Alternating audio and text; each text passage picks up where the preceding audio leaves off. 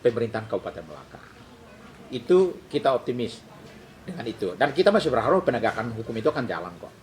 Nah, kedua, kehadiran Araksi hari ini di Melaka adalah kami mendukung penuh pada pemerintah daerah.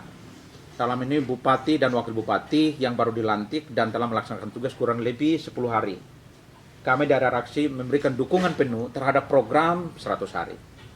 Program 100 hari itu yang kami lihat enter point-nya itu adalah fokus terhadap audit keuangan daerah.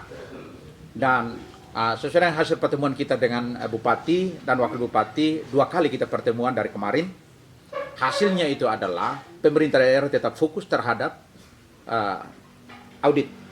Tapi satu yang kami harapkan di sini bahwa pemerintah daerah jangan fokus terhadap audit yang dihidangkan oleh audit inspektor. Angka yang kemarin audit Bupati sementara angkat di permukaan itu adalah audit internal. Artinya audit dari inspektorat daerah itu yang sekarang menjadi hidangan daripada pemerintah daerah.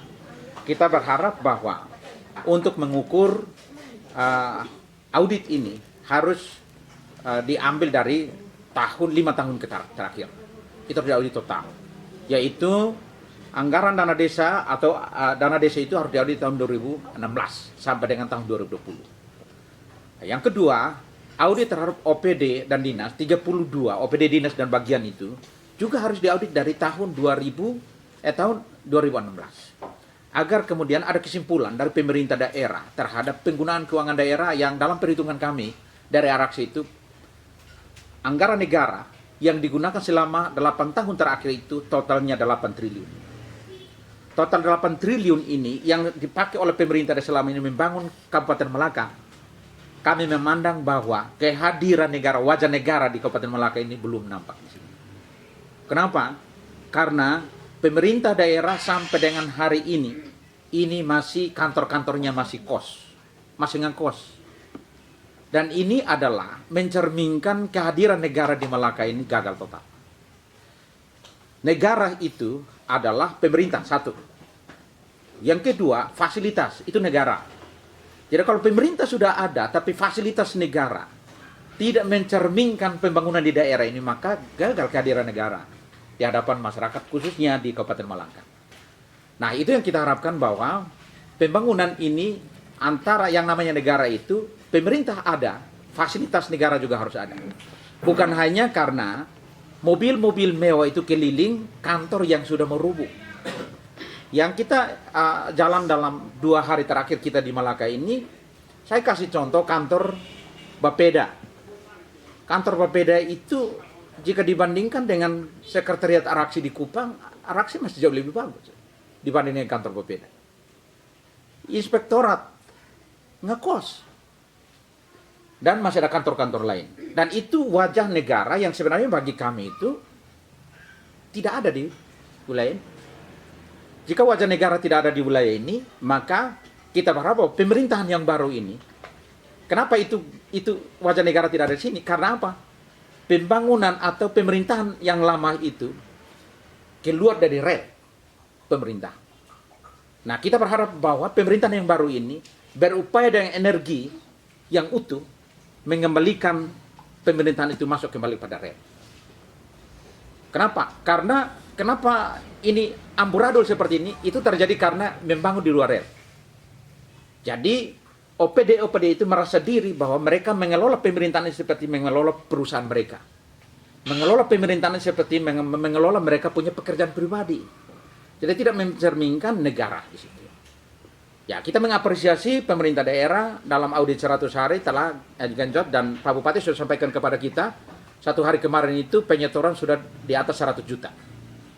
Ya, ada tiba-tiba terjadi loket dadakan yang terjadi di kantor Bupati, kita apresiasi itu. Loket itu dibuka dengan dadakan, orang datang antar uang tidak jelas dia bawa uang dari mana, dia datang antar di situ, tapi itu gebrakan yang oke. Satu. Yang kedua, audit 100 hari kita minta ke pemerintah daerah ini harus dilandasi atas landasan hukum. Jadi Sekda kemudian bagian hukum harus mampu menerjemahkan konsep pemerintah daerah dalam program 100 hari. Jangan pemerintah daerah jalan dalam konteks 100 hari ini di luar daripada aturan. Jadi minimal harus ditetapkan apa Perbub atau surat keputusan bupati. Ini tidak sampai di Perda, tapi dia harus masuk dalam ketentuan internal dari pemerintah daerah. Agar kemudian ini sangat bisa menjadi landasan. Yang terakhir dari kami adalah kita mendukung pemerintah daerah untuk putihkan teko. Tenaga kontrak itu harus diputihkan. Kenapa? Kami memandang bahwa sangat membebani APBD. Sedangkan dari ukuran kinerja tidak mencerminkan pembangunan di daerah ini dalam mengakomodir tenaga kontrak. Landasan yang digunakan itu adalah pernah tinjau kembali SK dalam klausul apabila kemudian hari itu menjadi landasan. Satu. Yang kedua, menggunakan audit 100 hari menjadi landasan hukum. Audit 100 hari itu satu. Audit tentang administrasi, audit tentang keuangan, audit tentang pertanggungjawaban, dan audit tentang kinerja. 4 hal. Itu yang harus dilakukan oleh pemerintah jika pemerintah mau untuk melakukan audit ini. Ya. Jadi kalau audit 4 langkah itu yang digunakan oleh pemerintah daerah, maka akan menghasilkan pemerintahan yang kembali kepada rel. Itu akan menghasilkan itu. Dan landasan itu digunakan oleh pemerintah daerah agar kemudian memutihkan kembali teko dan baru mengakomodir kembali teko sesuai dengan kebutuhan dan kemampuan APBD. Agar tidak boleh membangun APBD karena anggaran untuk dialokasikan APBD sesuai data yang kita dapat itu untuk membiayai teko 3.000 itu 1 tahun itu 48 miliar. 48 miliar dikonek masuk dengan kinerja, maka tidak ada keuntungan bagi pembangunan daerah. Dan itu adalah pemborosan biaya yang sebenarnya tidak bermanfaat bagi daerah ini. Jika kalau pemerintah memandang angka itu 48 miliar itu dalam 1 tahun, 5 tahun terakhir itu ada pada angka hampir sedikit 1 triliun. Itu berarti anggaran ini dibuang tanpa ada keuntungan apa-apa berkepentingan publik. Ya kalau teko hanya datang untuk, kemarin data kita dapat dari sejumlah dinas, teko bahkan disuruh oleh kepala dinas, dia lawan kepala dinas. ASN yang suruh dia lawan kembali ASN. Kalau teko hanya datang untuk main HP, terus main catur di situ sampai dengan jam terakhir dia pulang. Ya ini pemerintah dan DPR juga harus memandang ini.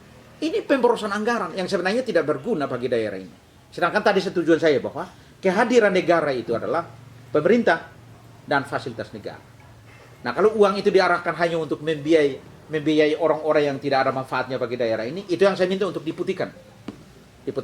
Dan semoga MOU antara pemerintah daerah dengan Araksi kalau berjalan sebagaimana disampaikan oleh Pak Bupati bahwa akan bangun kerjasama dengan Araksi, ya mungkin kita akan menghasilkan rekomendasi-rekomendasi yang kemudian menjadi landasan hukum bagi pemerintah dalam menciptakan program ke depan. Itu yang dapat kami sampaikan dan terima kasih. Jika ada yang mau bertanya silakan. Baik.